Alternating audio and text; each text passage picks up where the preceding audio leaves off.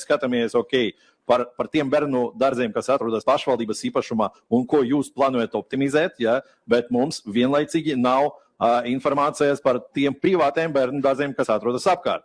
Turpretī mums ir informācija par palielināto pašvaldības atbalstu šiem privātiem bērnu dārziem. Ja? Un tā statistika, kuru jūs negribējat minēt, atbildot uz mana kolēģa Klebach kunga jautājumu, ja?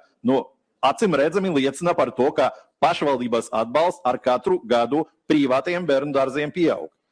Tāpat arī šogad, ja, 26. gada līdzfinansējums ap 40 miljoniem. Ja. Tad sanāk faktiski vienlaicīgi, jūs, kā pašvaldībā slēdzat pašvaldību bērnu dārzus, palielinot līdzfinansējumu privātiem.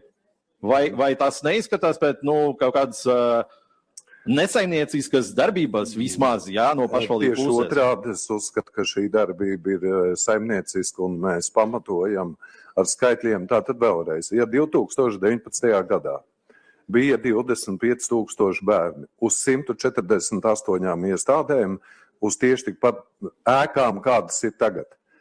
Ja šobrīd ir 19,000 uz tikpat daudz ēkām, tad loģiski, ka rēķinot kopējās izmaksas par komunāliem, par elektrību, par visu, par pedagogiem, par darba samaksu, izmaksa uz vienu bērnu būs krietni lielāka nekā rēķinot to pašu uz 25,000. Protams, tā pieaug konkurence starp bērnu dārziem, gan privātiem, gan pašvaldību bērnu dārziem. Ja? Bet ko mēs redzam no pašvaldības puses, ka mēs faktiski piekāpjamies, ja, un atdodam šo te tirgus, augsim viņu īstajā vārdā, ja, privātiem bērnu dārziem. Pirmkārt, palielinājot līdzmaksājumu, kā es jau minēju, ja, 20. gada, tas ir pirms faktiski 5,5 gadiem, tas līdzmaksājums no Rīgas puses bija 22 miljoni eiro, pagājušajā gada 5. jau 33 miljoni, ja, tātad pieaugums pa 50% 4 gadu periodā, un šogad ieplānoti 40 miljoni. Jā. Un jūs runājat šobrīd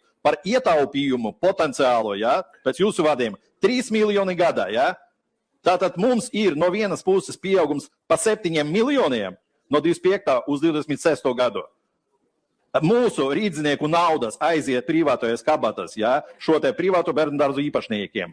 Tātad minus 7 miljoni. Ja. Un otrajā galā, optimizējot iekavās, ja, vai vienkārši aizklāpējot pašvaldību bērnu dārzus, jūs plānojat ietaupīt kopumā 3 miljonus.